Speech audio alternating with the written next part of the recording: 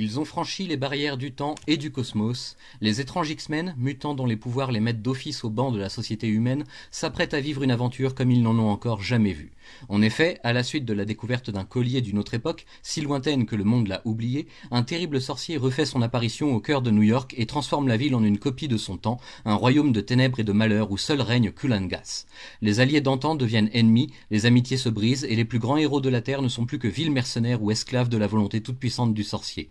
Cependant, grâce à l'intervention de plusieurs d'entre eux pour renverser le tyran, la ville retrouvera son faste et sa gloire de 1985. Banni dans les limbes du temps, Kulangas attend rageusement l'heure de son ultime vengeance. Après avoir défait le père de Warlock, venu sur Terre pour absorber son fils et ainsi sceller le destin familial, les X-Men tentent de profiter d'un moment de calme apparent, mais c'est encore trop demandé. Tandis qu'Ororo part en Afrique pour renouer avec ses racines, c'est Diablo qui devient le nouveau leader de l'équipe, mais le moins que l'on puisse dire, c'est qu'il ne s'en sort pas aussi admirablement que Tornade. Alors qu'un nouveau conflit avec les Morlocks est sur le point d'éclater, voici qu'un ennemi des premiers jours refait surface et, manipulé par la Reine Blanche et son académie, tente de briser les X-Men en s'en prenant directement à la vie de leur mentor, Charles Xavier. La bataille se déroule dans les entrailles de la base du NORAD américain, manquant de peu de déclencher une véritable guerre ouverte entre les mutants et le gouvernement. Il s'en fout d'un rien pour que la situation ne se renverse et que l'adversaire du jour ne comprenne son erreur, mais le mal est fait et la crainte des mutants ressurgit de plus belle dans l'esprit collectif. Tout le travail d'apaisement de ces dernières années est à refaire. C'est dans ce contexte très particulier et tendu qu'apparaît une nouvelle entité, un dénommé Nemrod, venu du futur pour tenter de mettre fin à la menace mutante à sa source durant l'âge des héros. Nemrod est en réalité une version poussée à l'extrême d'une sentinelle. C'est un chasseur de mutants aguerri qui ne lâche jamais sa proie et n'a comme objectif que la pure extermination de cette espèce rivale de l'humanité. Rachel se souvient de lui, elle qui a côtoyé à certaines de ses unités en sa présence. Même le puissant Fléau ne peut vaincre ce formidable ennemi qui semble avoir tous les pouvoirs nécessaires à sa disposition pour tuer tout mutant lui faisant face. Encore une fois, les X-Men ne doivent leur survie qu'aux caprices du hasard et à une tactique expérimentale qui aurait pu très mal tourner. Nemrod restera donc en toute discrétion à New York, se faisant passer pour un humain et gagnant chaque jour de nouveaux adeptes de par sa seule présence. Les humains le voient comme un sauveur providentiel et acclament chacune de ses apparitions. Nul doute que ce culte débouchera très prochainement sur un problème majeur pour la mutanité. Mais pour l'heure, un péril en remplace aussitôt un autre. Xavier, diminué par les récents combats, est agressé sur le campus de l'université où il donne des cours à des étudiants pas toujours bien intentionnés, et il aurait pu y rester sans l'intervention de Callisto qui soignera l'essentiel de ses blessures. En revanche, le télépathe le plus puissant au monde souffre désormais d'un traumatisme qui l'empêche de faire appel à toutes ses capacités. C'est la raison pour laquelle Magneto, tout juste passé dans le camp des gentils suite aux guerres secrètes, veille sur lui et lance un appel de détresse aux X-Men pour qu'ils l'aident à enquêter et à retrouver ses agresseurs, qui ne comptent pas en rester là et préparent déjà leur prochain attentat.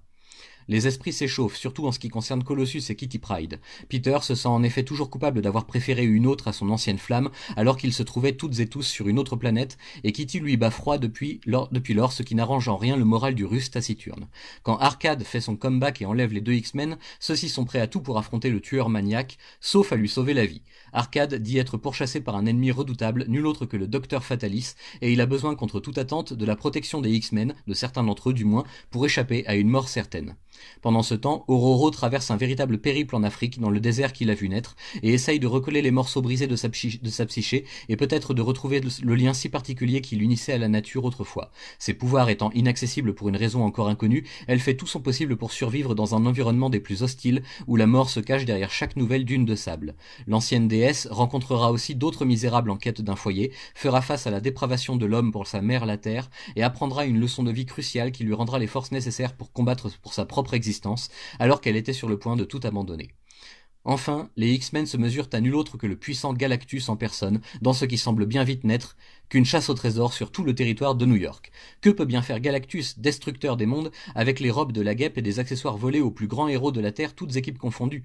La réponse se trouvera peut-être au sein des locaux de la rédaction Marvel Comics de l'époque, dont les membres ne sont pas au bout de leur peine en voyant débarquer autant de monde dans les bureaux. C'est la première fois dans la chronologie des aventures mutantes que Panini nous présente un tome 1 pour une intégrale annuelle. L'année 1985 est en effet riche en parutions et nécessite un traitement tout particulier entre les séries consacrées aux X-Men, aux Nouveaux Mutants et autres spin-offs, sans compter les numéros spéciaux qui fleurissent un peu partout. Dans le lot, on aurait presque du mal à s'y retrouver. Par exemple, à aucun moment ici l'on ne verra la rédemption de Magneto à ses débuts, on prend le train en marche et on fait comme si tout était normal au risque d'en perdre la tête. La présence de l'annual de 1983 dans le sommaire de cet album consacré à 1984 1985, n'arrange rien et achève de nous égarer puisque la situation de l'équipe telle que décrite dans cet épisode spécial n'a absolument rien à voir avec ce que l'on vient pourtant de lire depuis le premier chapitre. Un petit défaut qui n'embête pas tant que ça le lecteur avisé, mais qui aurait largement de quoi dérouter celles et ceux qui n'auraient pas connaissance des événements liés aux guerres secrètes, dont les retombées se font encore ressentir ici et sans doute dans beaucoup d'autres séries cette année-là. Pour ma part, l'élément le plus marquant que je retire de cette lecture est l'arrivée de Nemrod dans le présent Marvel. Ce robot chasseur et tueur de mutants risque de poser de gros problèmes dans un avenir tout proche, et pour un personnage comme Rachel Grey, il ne faut absolument pas reproduire les erreurs qui ont mené à son propre futur cataclysmique. Quant à Xavier, le voir ainsi diminué fait de la peine, mais ce n'est pas non plus la première fois que ça arrive, que ce soit via son handicap habituel ou une quelconque entrave psychique, il faut bien souvent que Chris Claremont trouve un moyen de brider la puissance de ce mutant d'exception, sans quoi la plupart des intrigues seraient résolues trop rapidement pour que la série ne soit durable. Vous l'aurez compris, une demi-année en demi-teinte pour le moment, loin d'être ma préférée à ce jour, même durant le règne de Claremont, et je croise les doigts pour que la suite dans le tome 2 soit un peu plus à la hauteur des espérances que l'on peut y mettre.